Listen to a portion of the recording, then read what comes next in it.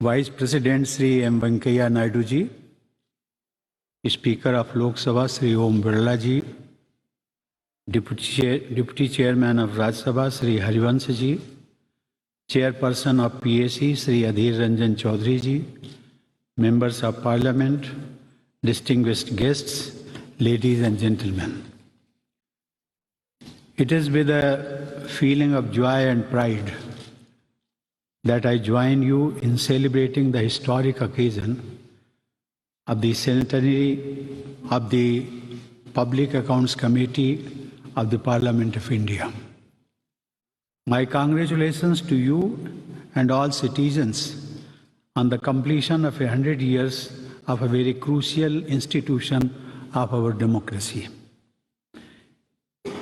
In a democracy, Parliament is the embodiment of the people's will.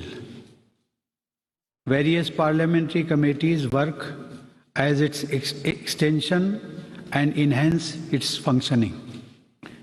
It is a welcome division of labor as they allow the houses to discuss and debate all issues, while select groups of the members of Parliament can devote more focus on select matters.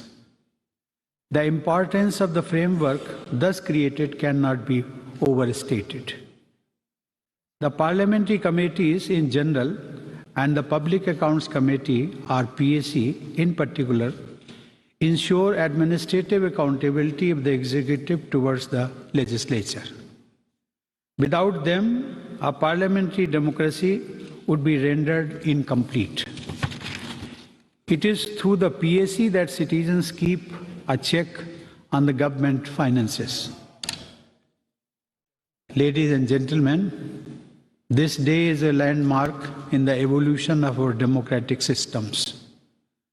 The Committee on Public Accounts was first constituted in 1921 after the Montauk-Chelmsford reforms, making it the oldest parliamentary committee. In those days, of course, the committee had a different mandate. After independence, its role changed and it continued to evolve. Initially, it was headed by the finance minister, but after the Constitution of India came into force on 26 January 1950, it became a parliamentary committee functioning under the control of the Speaker of the Lok Sabha, who appointed a chairman from amongst the members of the lower house elected to the committee. The change signaled the fact that the committee would now keep tabs on the state's financial transactions, not on behalf of the government, but on behalf of the people. In 1967, a further change was made to make its function more effective and inclusive. Since then, a member from the opposition in the Lok Sabha is appointed as the chairman of the committee by the Speaker.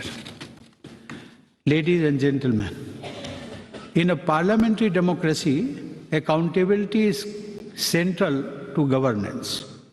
Therefore, it is obvious that a committee of people's representatives doing scrutiny of public accounts plays an important role.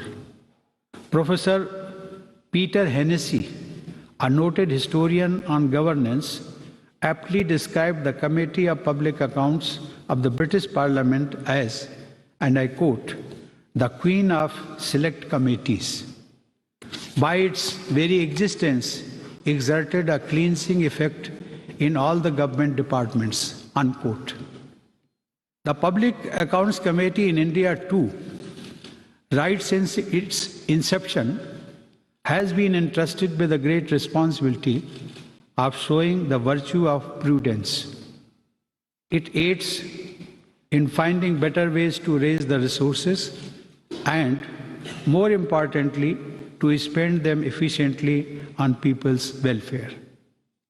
Since it is the Parliament that grants permission to the executive to raise and spend funds, it has the duty to assess if funds were raised and spent accordingly or not.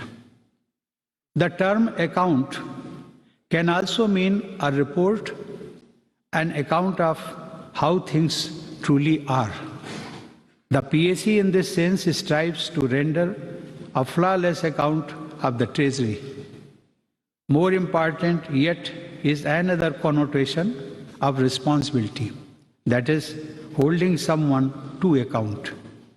It is this aspect of holding the executive to account on behalf of the people which is at the heart of functioning of the PAC. This element of accountability defines its true role. Ladies and gentlemen, numbers and figures keep changing, and so do bookkeeping methods. But the philosophy of public accounts has not changed from the time of Kautilya. In his great treatise, Arthashastra, there is not only a chapter devoted to treasury, source of revenue, accounts and audit, but there is also detailed guidance provided on responsibility of accounts officers. Among other things, for example, Kautilya says the account officer must not try to interpolate an omitted entry as if it was forgotten inadvertently. Then there are further points on responsibility of auditors and responsibility of high officials. The chapter ends with a long list of punishments for failure to conform to the regulations. The point I wish to underline here is the critical importance of accounts and audit, according to Kautilya, in the functioning of the state. In more recent history, today's occasion brings to my mind the thoughts of Mahatma Gandhi on this subject. During the Satyagraha in South Africa, Gandhiji led a delegation to England to present the demands of the Indian community before the Crown.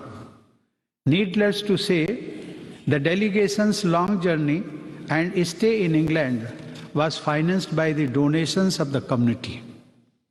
And Gandhiji was so careful in keeping accounts of the funds the community had given that he writes, and I quote, "We preserved even such trifling vouchers as the receipts for the money we spent in the steamers upon, say, soda water.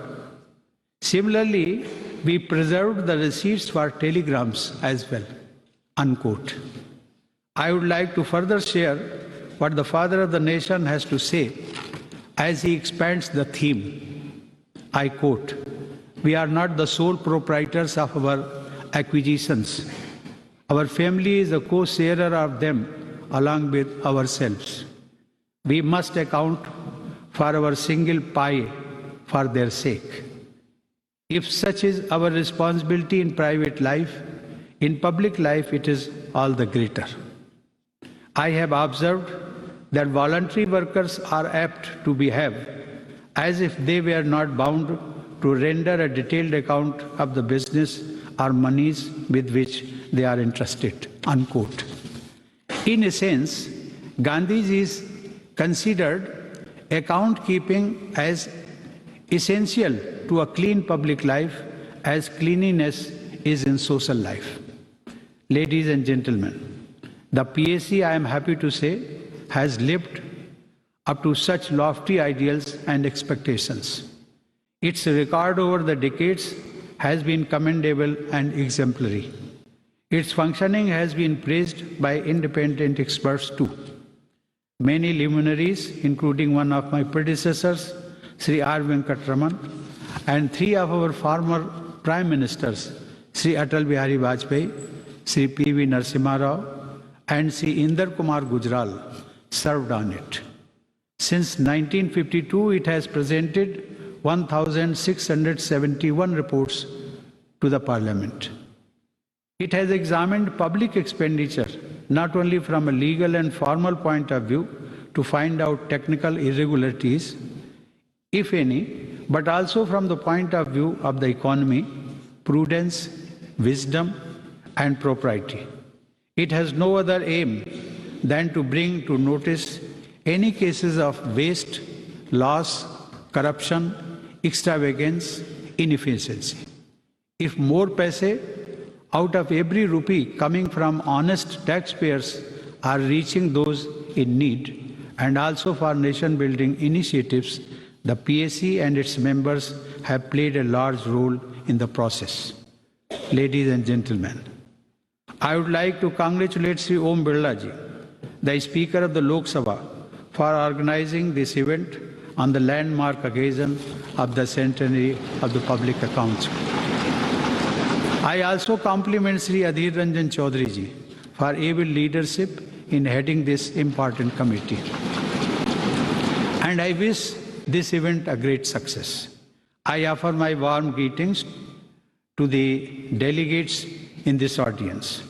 For the presiding officers of legislative bodies in India, PAC chairpersons of all state legislatures, MPs, past and present Comptroller and Auditor Generals, former presiding officers of Rajya Sabha and Lok Sabha, former chairperson of PAC, this event and the conferences to be held along with it would provide an ideal platform for discussion of ways to make the executive more accountable and thus to improve people's welfare.